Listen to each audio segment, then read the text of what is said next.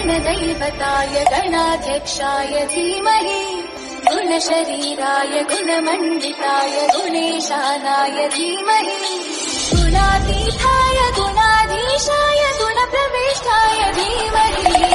एकदन्ताय वक्रतुण्डाय गौरीतनयाय धीमहि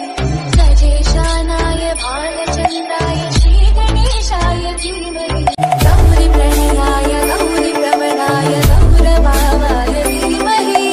गोसहस्राय गोवर्धनाय गोपगोपाय धीमहि